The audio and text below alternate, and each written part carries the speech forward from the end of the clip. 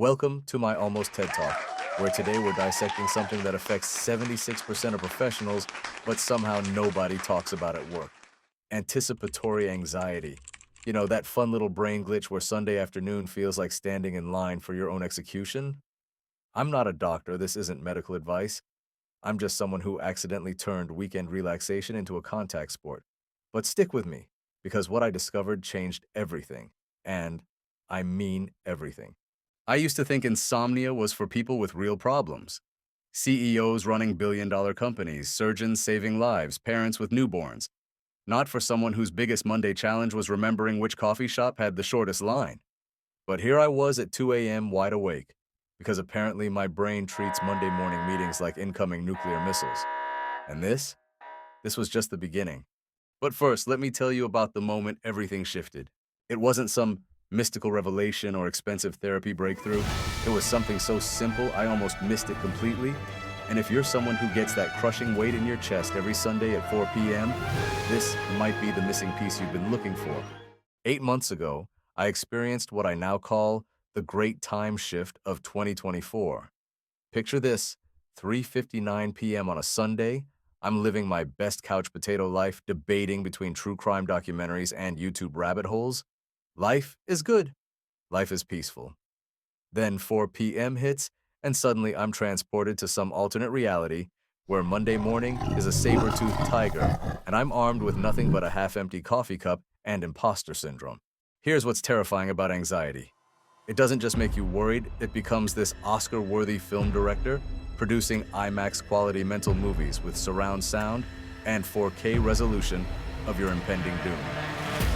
My brain wasn't just thinking about Monday, it was creating a cinematic masterpiece called Everything That Could Possibly Go Wrong Extended Director's Cut. And here's the kicker. I was both the director and the only audience member, trapped in a theater I couldn't leave. You have to admire the efficiency? Really?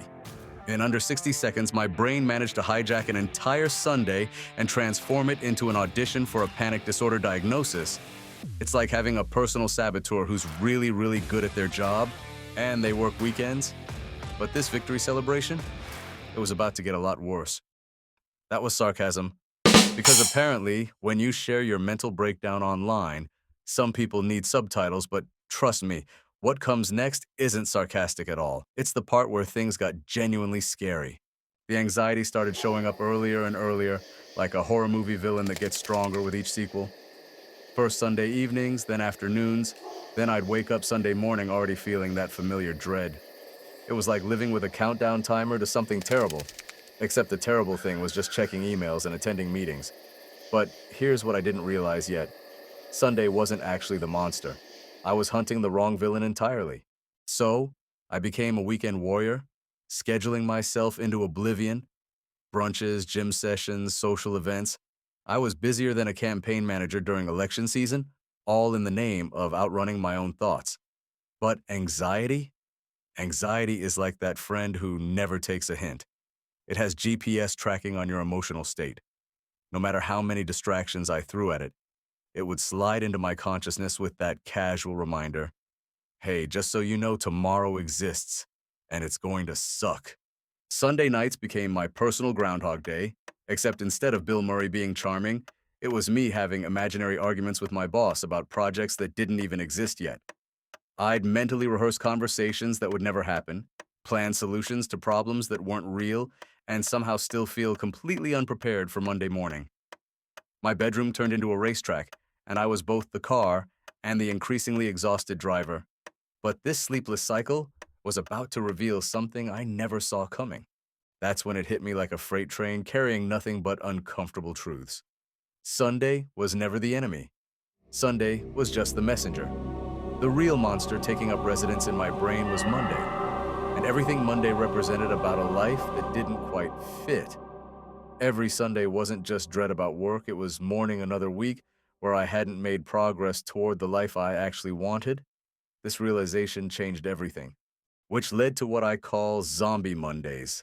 Showing up to work looking like I'd been personally defeated by the concept of time itself. My colleagues probably thought I had some wild party lifestyle. If only they knew my Sunday nights consisted of staring at ceilings and having philosophical debates with my anxiety. But this zombie routine was about to teach me something crucial about the real problem. That's when the deeper frustration kicked in. I wasn't just anxious, I was furious. Furious at how much mental real estate this was consuming, angry at wasting precious weekend time being miserable about future time that hadn't even happened yet. It became this psychological prison. Sunday anxiety led to no sleep, which created terrible Mondays, which made me more frustrated with my life situation, which made the next Sunday even worse. I was trapped in an emotional escape room where the only way out was to stop thinking about being trapped, which of course made me think about it even more. And that's when I hit rock bottom, but sometimes rock bottom is the perfect foundation for building something better. Sitting there one Monday morning, completely destroyed by another sleepless Sunday, I had the most obvious epiphany. Maybe I should actually Google this thing. And that's when I discovered that over 280 million people worldwide deal with anxiety disorders. That's roughly the entire population of the United States, all potentially lying awake on Sunday nights. Wait, you mean I'm not uniquely broken? I'm not the only person afraid of checks notes, calendar days? This discovery was either very comforting or very concerning for humanity as a whole, but it led me to something even bigger. Here's what I learned that nobody tells you. Evolution gave us this incredible survival mechanism designed for actual predators: lions, tigers, bears, you know, things with teeth. The problem is we're now walking around with military-grade security systems that can't tell the difference between a saber-toothed tiger and a performance review. So your brain treats Monday morning emails with the same urgency as an incoming asteroid. It's like having a smoke detector that goes off every time you make coffee, but stays silent during actual fires. But understanding this was just the beginning. The real breakthrough came when I discovered what the anxiety was actually trying to tell me. After weeks of examining my thoughts like a detective at a crime scene, I uncovered the truth. I wasn't actually afraid of Monday. I was grieving it. Every Sunday, I was mourning another week where I hadn't made progress toward the life I actually wanted. The anxiety wasn't random, it was my inner compass, screaming about the gap between my current reality and my actual goals. It's like being hungry, but only having access to food that doesn't quite satisfy you. You can eat it, it'll keep you alive, but every meal reminds you of what you'd rather be having. Monday wasn't the problem. Monday was a symptom.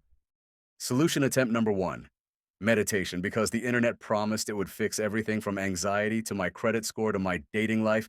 But trying to meditate with an anxious brain is like trying to have a quiet conversation at a music festival while standing next to the speakers.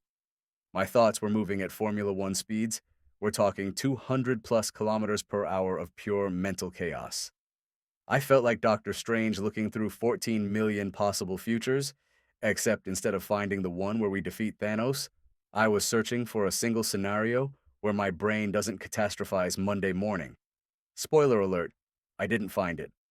But what I did discover was that you don't need to stop the thoughts. You just need to become a better observer. Think of it as becoming a nature documentarian for your own mental wildlife. And this shift in perspective? Game changer. Solution 2. I stopped trying to relax and started getting completely absorbed instead.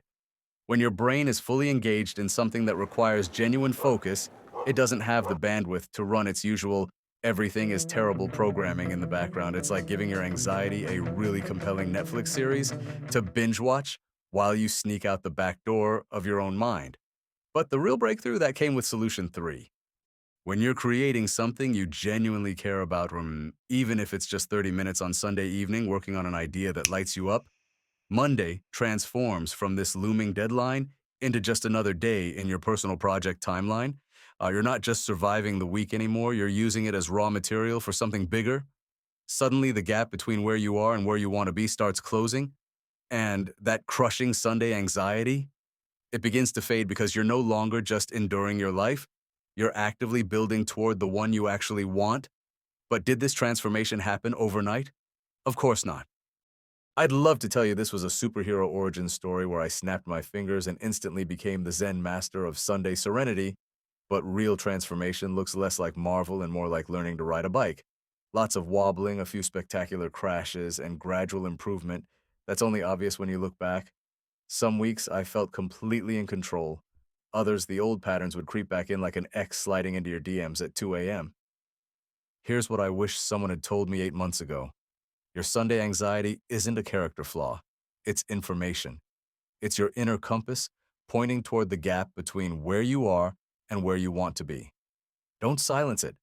Listen to what it's really trying to tell you. Because maybe the goal isn't to stop caring about Monday. Maybe it's to start building toward a life where Monday is just another step toward something you actually want. Thanks for listening. I'll see you in the next video. Be okay.